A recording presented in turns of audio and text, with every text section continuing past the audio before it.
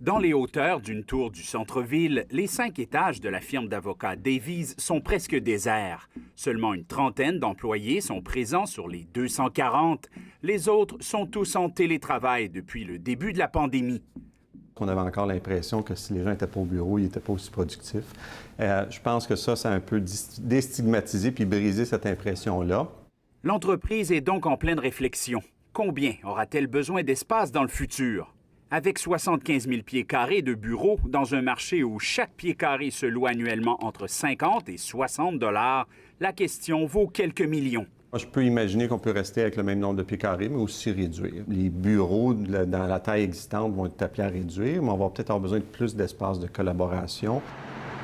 En raison de pertes financières ou du télétravail, bien des entreprises ont déjà pris la décision de réduire la taille de leurs bureaux.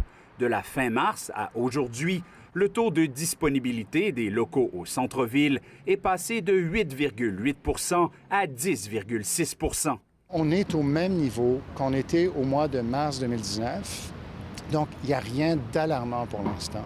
Ce qui est préoccupant en ce moment, c'est la rapidité avec laquelle, sur l'espace d'un trimestre, la disponibilité a explosé au centre-ville de Montréal. Courtier au centre-ville, Laurent Benarous n'avait jamais vécu cette situation.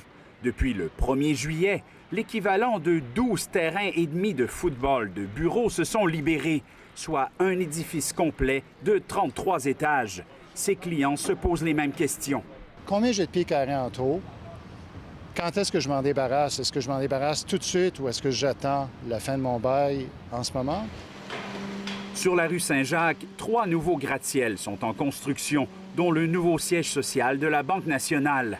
L'institution financière, qui laissera derrière elle une vingtaine d'étages de bureaux au square Victoria, est en train de modifier les plans de sa nouvelle tour de 40 étages. On va certainement adapter les espaces de travail en fonction de ce qu'on a vécu dans le COVID. On a appris des choses, par exemple la distance. C'est possible que l'intérieur du building soit différent. Puis aussi, on pourrait peut-être procéder à de la location de certains espaces que l'on a. Au préalable, c'était prévu qu'on occupe la tour au complet. Le constructeur Brocolini est aussi responsable de la tour voisine qui aura 54 étages, dont 10 de commerces et de bureaux.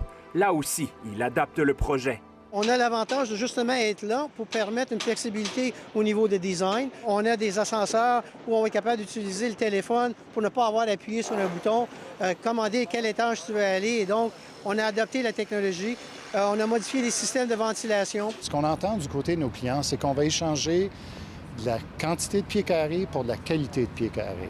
Les immeubles, disons, plus récents, très bien situés, avec une très bonne accessibilité en transport en commun, vont être favorisés dans un contexte post-COVID.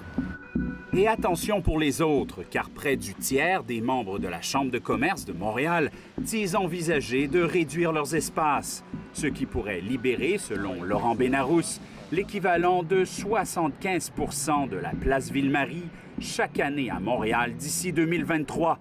Les loyers risquent de baisser et bien des propriétaires pourraient perdre de l'argent.